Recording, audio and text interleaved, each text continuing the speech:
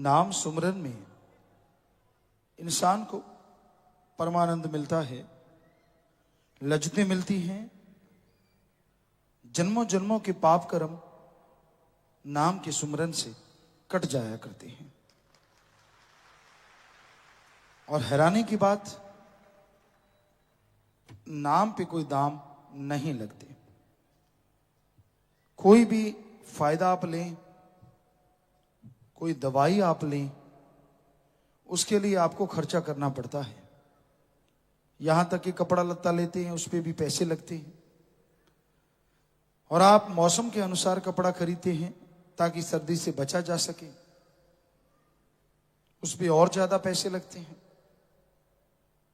पर है ना हैरानी की बात, आपके आने वाले भयानक से भयानक रोगों को खत्म कर दे, आपके पिछले संचित कर्मों के भयानक रोगों को खत्म कर दे, ऐसा मालिक का पाक पवित्र नाम बिना दाम के मिलता है, बिल्कुल फ्री मिलता है।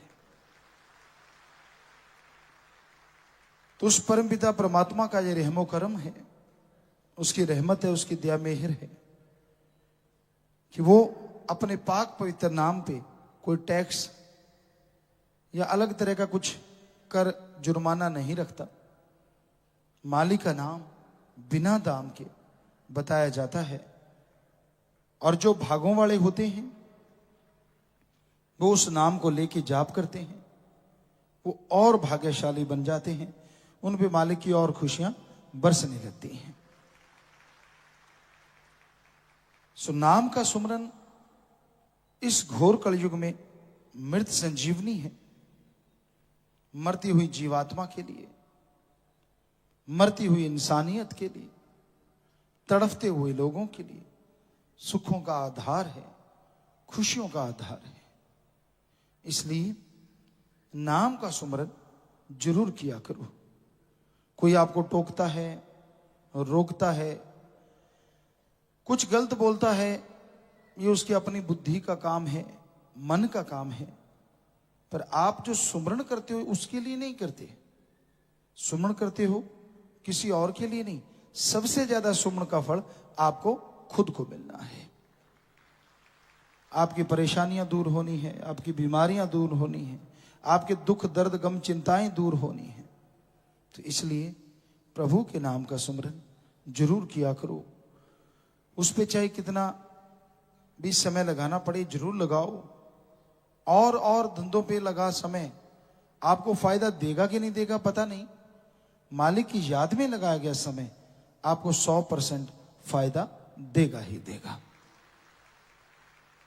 इसलिए किसी की सुनो ना, जो मालिक की तरफ कदम बढ़ाया करते हैं, मालिक उन्हें अपनी दया में रहमत से नवाजा करते हैं। जिनके अच्छे कर्म बन जाया करते हैं, मालिक के प्यार मोहब्बत को बेइंतहा वो पाया करते हैं।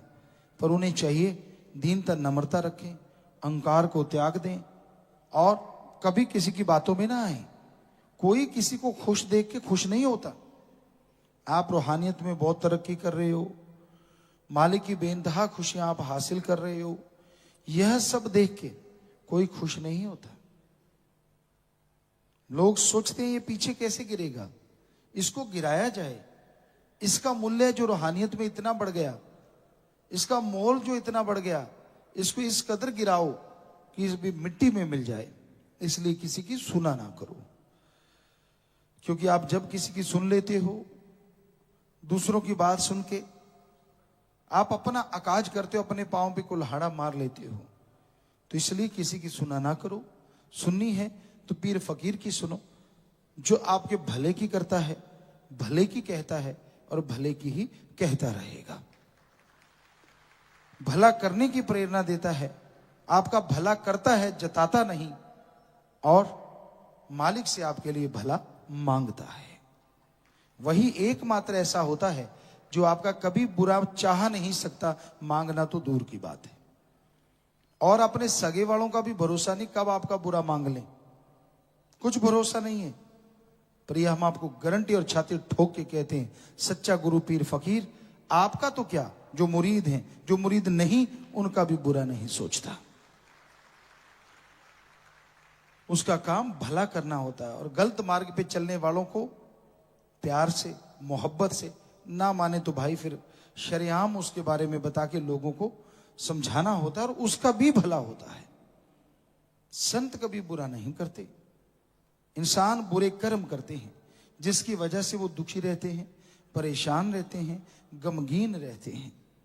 सुमन करो घंटा सुबह शाम, जितना समय लगा सको सेवा में लगाओ। हो ही नहीं सकता कि आपको कोई परेशानी आए, आपको कोई मुश्किल आए, दुख मुसीबत आए। जब आप पीर फकीर की बात को इग्नोर कर देते हो, उनके वचनों को सुन के छोड़ देते हो, मानते नहीं हो, तो दुखों का कारण आपके कर्म बनते हैं, संतों के वचन नहीं। संत तो भले के लिए करते हैं, किसी को दुख देने के लिए नहीं।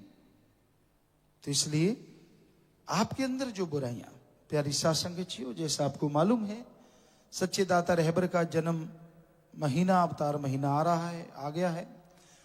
तो जरूरी है कि आप इस महीने में रोजाना जितनी बुराइयां छोड़ें। मालिक को यह तोहफा है और आपके लिए ऐसा तोहफा जिसकी आप कल्पना नहीं कर सकते।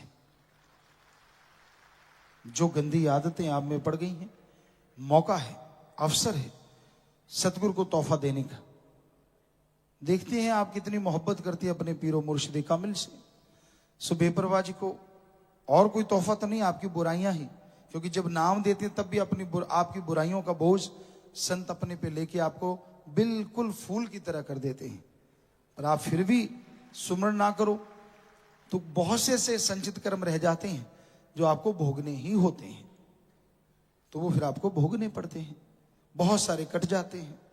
तो इसलिए आप रोजाना पर्ण करो, रोजाना ये नियम बना लो कि हाँ भाई हमने ये बुराइयां छोड़नी है, छोड़ते जाओ। यकीन मानो महीने के आखिर में बेइंतहा खुशी मिलती है। वरना जिस दिन बुराई छोड़ते हो उसी दिन ये लज्जत आनी शुरू हो जाती कि हाँ भाई अच्छा हुआ मेरे में से ये गंदगी चली गई। तो आपको पता चलता है कि आप में बुराइयां नहीं पता चलता। सुमन करो, भक्ति करो और जो गंदी आदतें आपको पड़ गई हैं उनको अपने आप से दूर करो। सुमन किया करो, सेवा किया करो, उसका पालन करो। तो ये बात आपसे गुजारिश। और आने वाला अवतार माह बेपरवाह जी का महीना जो आ ही चुका है, तो उसकी आपको बहुत बहुत मुबारकबाद, बहुत बहुत बधाइयाँ। मालिक बेइंतहा खुशियाँ दें, दया में रहमत से लवरेज करे और आपके अंदर की बुराइयां दूर करे। नेकी भलाई गुण आपके अंदर आए, अब गुण चले जाएं, ये मालिक से दुआ है। और आप रूहानियत में, अच्छाई नेकी में बहुत तरक्की करें। मालिक आपको हिम्मत दे। बहुत बहुत आशीर्वाद। धन धन सतगुरु तेरा ही आशा। सभी साध संगत जी से निवेदन है कि मेरा चैनल जरूर सब्सक्राइब करें जी। धन धन सतगुरु तेरा ही आसरा।